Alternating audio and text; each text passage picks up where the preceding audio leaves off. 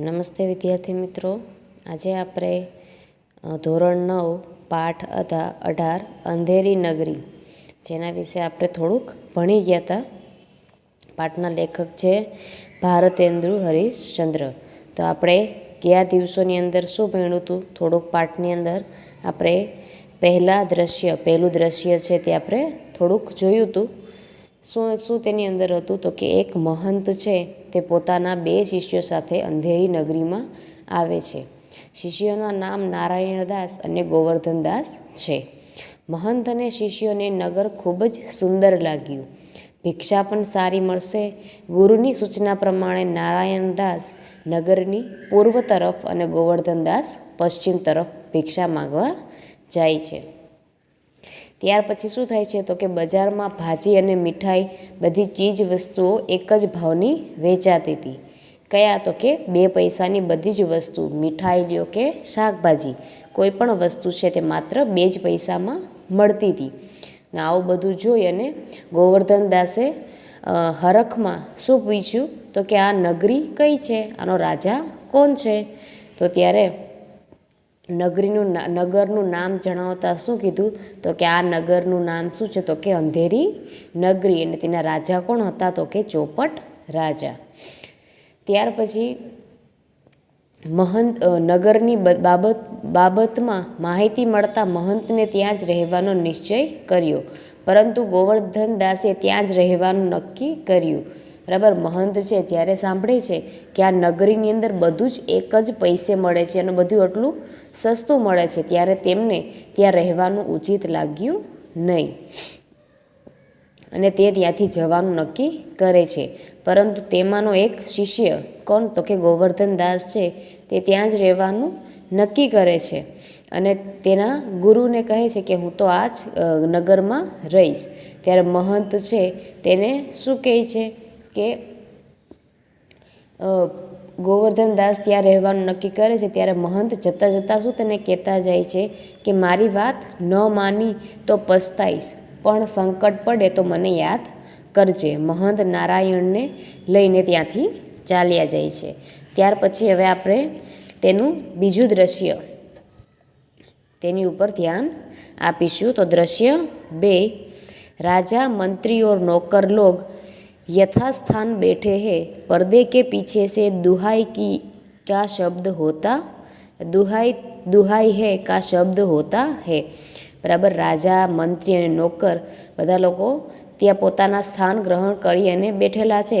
ત્યાં પડદાની પાછળથી કયો અવાજ તો કે દુહાઈ કે જ્યારે કોઈ ન્યાય માટે શું કહેવાય, ન્યાય કોઈ માણસને જોતું હોય છે ત્યારે તે દુહાઈ કહીને ન્યાય માંગે છે. તો કોઈ માણસને ન્યાય જોઈએ છે તેવું શબ્દ રાજાને સંભળાય છે. ત્યાર પછી રાજા, કોણ ચિલ્લાતા હે ઉસે બુલાવો તો. બરાબર, રાજા શું કહે છે કે બારોબાર કોણ રારો પાડે છે તેને અંદર બોલાવી લાવો. 2 નોકર એક ફરિયાદ કો લાતે હે. ત્યાર પછી 2 નોકર છે તે બારોબાર જાય છે અને ત્યાં એક ફરિયાદી છે કે જે રાડું પાડે છે તેને અંદર લઈ આવે છે. ફરિયાદી દુહાઈ મહારાજ દુહાઈ. બરાબર, ફરિયાદી છે અંદર આવીને રાજાને શું કહે છે કે મને ન્યાય આપો મહારાજ, મને ન્યાય આપો. રાજા, બોલો ક્યાં હુઆ. રાજા પૂછે છે કે તું બોલ, તને શું થયું? ફરિયાદી, મહારાજ कल्लू बनिए की दीवार गिर पड़ी सो मेरी बकरी उसके नीचे दब गई, न्याय हो. બરાબર, ફરિયાદી છે તે શું કહે છે કે તેની પડોશમાં એક કલ્લુ બનિયે નામનો એક માણસ રહે છે, તેની ઘરની દિવાલ છે તે પડી ગઈ. જે કોની માથે તો કે જે ફરિયાદ લઈને આવ્યું હતું તેની બકરીની માથે દિવાલ પડી, જેના કારણે બકરી દબાઈ ગઈ અને મૃત્યુ પામી. તો એના માટે તે ન્યાય માંગવા ત્યાં આવ્યો છે. રાજા, કલ્લુ કો પકડ કર લાવો. રાજા આદેશ આપે છે કે કલ્લુને પકડી અને લઈ આવો. નોકર લોગ દોડકર બહાર સે બનિયે કો પકડ લાતે હૈ. ત્યારે રાજાનો આદેશ આવે છે ત્યારે તેના નોકર શું કરે છે તો કે દોડી અને બહાર જાય છે અને ત્યાંથી કલ્લુ બનિયને પકડી અને લઈ આવે છે. રાજા, ક્યો રે બનિયે, इसकी बकरी दबकर मर गई.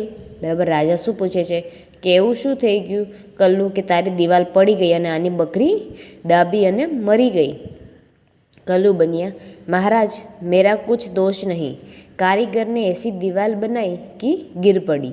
बराबर. શું કહે છે કલ્લુ બનિયા કે મહારાજ રાજા મારો કંઈ દોષ નથી, મારો કંઈ વાંક નથી, મારા કારીગરે જ એટલી કમજોર દિવાલ, બરાબર, એટલી નબળી દિવાલ બનાવી કે તે પડી ગઈ. રાજા કલ્લુ બનિયા કો છોડ દો, કારીગર કો પકડ લાવો. હવે શું થાય છે તો કે રાજા છે તે કલ્લુ બનિયાનને છોડી દે છે ને હવે કોને તો કે કારીગર કે જેણે એટલી નબળી દિવાલ બનાવી છે તેને પકડવા જાય છે. કલ્લુ જાતા હે નોકર કારીગર કો પકડ લાતે હે. ત્યાર પછી ત્યાંથી કલ્લુ જાય છે અને નોકર છે તે કારીગરને પકડી અને લઈ આવે છે.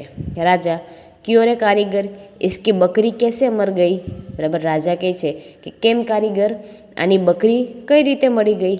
कारीगर महाराज चूने वाले ने चूना ऐसा खराब बनाया कि दीवार गिर पड़ी.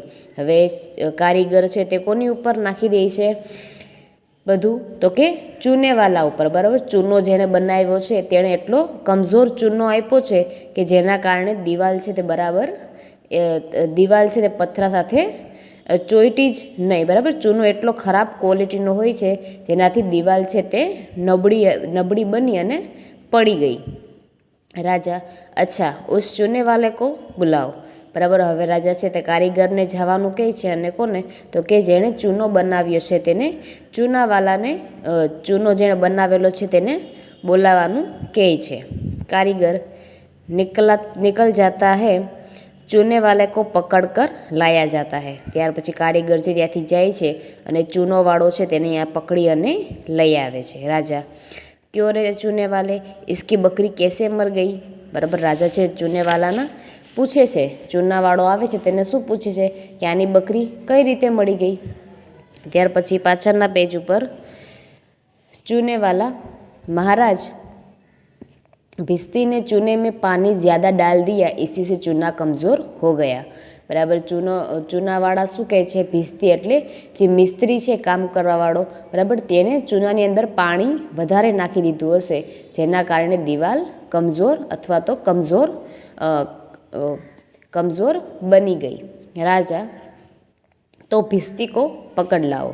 હવે ચૂનાવાળો પણ જાય છે. હવે કોણ આવે છે તો કે ભીસ્તી કો લાયા જાતા હૈ. ત્યાર પછી ભીસ્તી છે તે આવે છે. રાજા ક્યો રે ભીસ્તી इतना पानी क्यों डाल दिया कि दीवार गिर पड़ी और बकरी दबकर मर गई.